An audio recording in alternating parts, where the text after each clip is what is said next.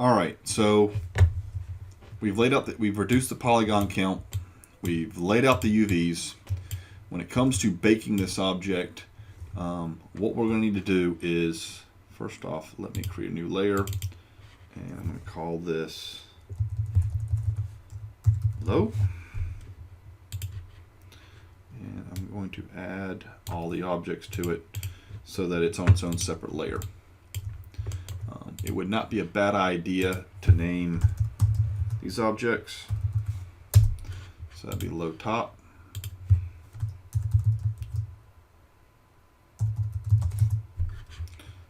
Crown.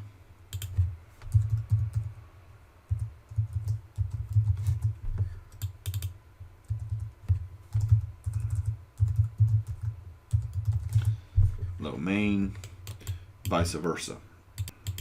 So jump cut, I've gone ahead and named all the parts. So the next thing that we would want to do is there's a method of baking maps on an object when it's multiple objects, or you have a lot of intersecting geometry, or there's other problems that will not tend to bake smoothly. And what we tend to do is explode the mesh. So you would basically take each and every part that would be intersecting with another one, and you would pull it off to the side. There's a couple different ways you can do this. Number one way is just pull it off, especially using snaps to keep your to make sure that your measurements are even, or you can even use animation and have a keyframe set with it all together and a keyframe set with it all apart, and so it all will work on a certain keyframe in order to bake the mesh. What this allows you to do is, so for example, I will take this here, set that to a -8, so that's out into space. So here's my low main. And if I go to my high smoothed, I can take this P cube 7 and set its translate to -8, and now the two will overlap, right? And what that allows me to do is, when it comes to go to rendering, lighting, shading, and we can go to that transfer maps.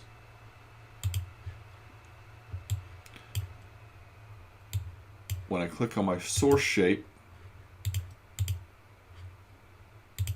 I can add this one, and then we'll have that being our target.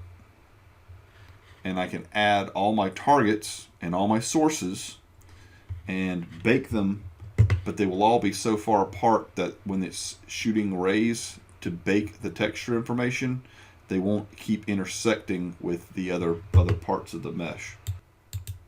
So in the matter of brevity, I'm going to go ahead and set this thing up the way that you would want to, as far as having an exploded mesh and having everything match up.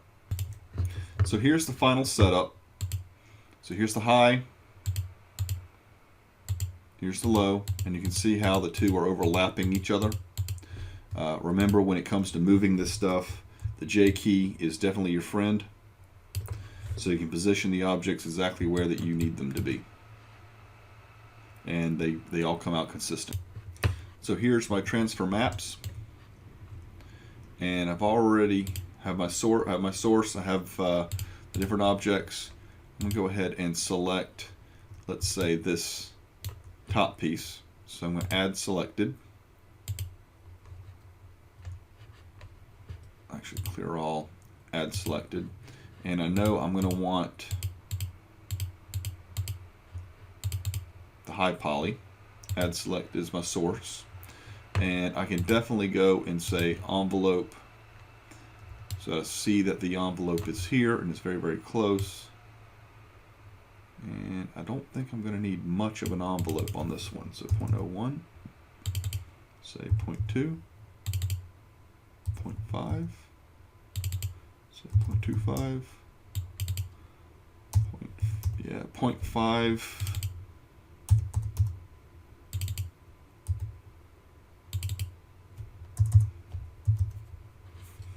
One looks pretty good.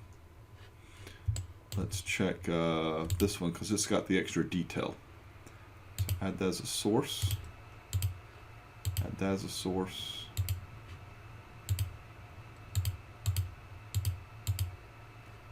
Add that as a target. See the envelope on that. And as we can see, these are not quite on the envelope. So we'll check that as a 2. 3. Yeah, let's try 2.5. Okay, that's looking pretty dang good as far as the way that the envelope needs to fit. So 2.5. I can repeat this for all the other shapes. But remember, this needs to go search depth percentage, closest to the envelope.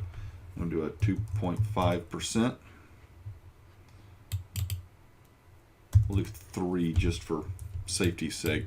But what I want to do is I want to make sure all this stuff is selected. So let's clear all on this. I'm going to hide my high smoothed. And so I have all my low objects, and I'm going to add selected here. Hide the low, show the high. Sorry, show the high smooth. Select all of that, add selected. What I've just done is taken all the shapes that I used to build the wall sconce, all the low shapes that I've worked on, and then all the source meshes, all the high smooth objects, they're all loaded in here. I definitely want this to be the normal map. We'll save it to the desktop.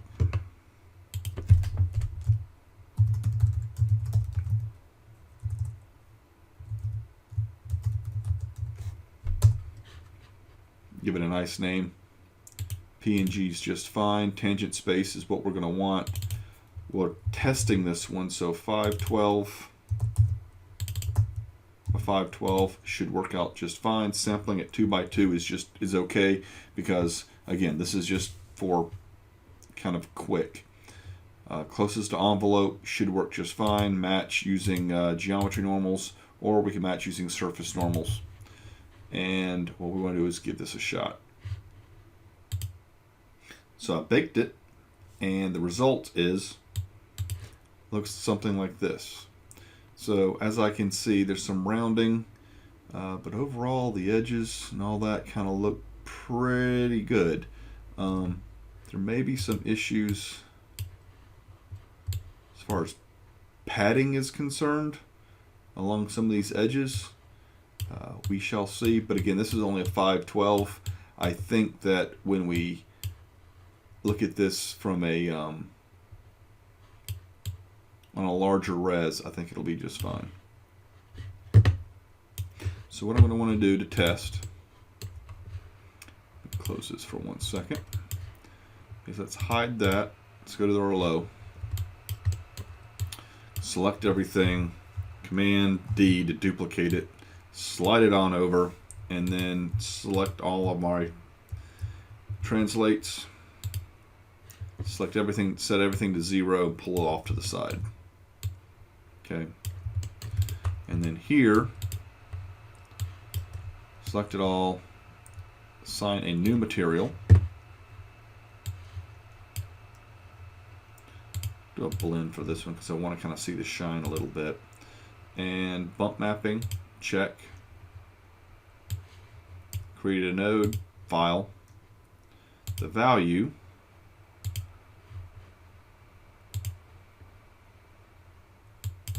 will be our normal map, and make sure this is used as tangent space normals. And then if we hit 6, we'll see the result of our bake.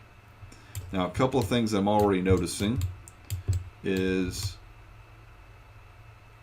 everything looks fairly decent at the moment. Yes, you're going to get some render errors because that's the way Maya tends to work with these things. As far as your seams, but that should work out all right. Biggest thing I'm noticing here is no resolution here, and I am definitely missing my outside edges, the rivets that should be in place. So in order to fix this, what we're going to want to do is for our low poly shapes, we also want to, I'm going to change this back to modeling standard. So what we're going to want to do is, if we look at our channel box, we have our high poly and our low polys. I'm going to take my high poly here and change it to either transparent or restricted. Let's go to transparent so I can actually still see the wireframe, but only select the low poly. So what I want to do is come over here, and again we'll go back to rendering, and we'll transfer maps. We're at normal map. Don't connect it to a shader. Common outs, advanced objects. Yep.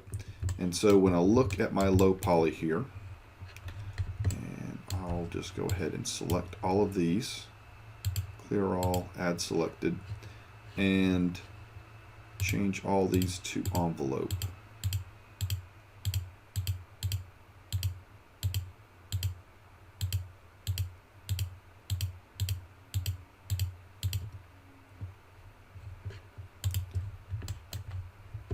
And from this, what I'll be able to see is if the envelope, in this case that's going to be the plate, I can see if it's going to cover the high poly or not. So let's actually change this from transparent to regular, so I see the gray and I see the pink. And if I have the pink pretty well covering the rest of it, we know we're in good shape. Now, it's also going to use the closest to envelope search distance. But in the case of, for example, this back plate and the other one, because we're including extra objects, we want to make sure that search distance is large enough to cover everything. So looking around at, just by default, at the 3 setting for most of these, it's working pretty well for all the shapes. Might be a little bit of overkill, but we'll just see how it goes. So now we want to go back to source meshes, and I'm going to hide the low, change the regular high back, and we'll add selected. And so seeing the low, seeing the high, have our search envelopes and everything, we'll go ahead and bake. So as you can see with the updated, you can see all the rivets are in place with the mesh and are in place on the model. And I'm not going to close that, I don't want to lose my settings. But I'll come back over here and we go to attribute editor and look at the bump mapping and reload that. And when we do, you'll be able to see that all the rivets are in place on the low poly. So this is looking pretty good. So what I'm going to do now is 2048, 2048, and we will change this to, let's say, high, so we have a nice high res image, and then go ahead and bake. So after the baking process, I went ahead and updated the bake, and this is what we end up with. So one thing you can definitely tell from the higher res is that these came out pretty crystal clear. Do have some issues going on here as far as some sort of clipping. Might need to adjust some settings to make sure that they come out a little bit better. But overall, not a bad result for the bake. So I ended up getting pretty good results just by changing that max search distance to 5 instead of 3. That seemed like that eliminated the hot spot in the middle. Your mileage may vary, however, I found that was a pretty good solution to that issue. So there you go. The end result is that we should now have a high poly, pretty high resolution normal map, and a complete low poly model of the wall sconce with UVs and ready to go for game production.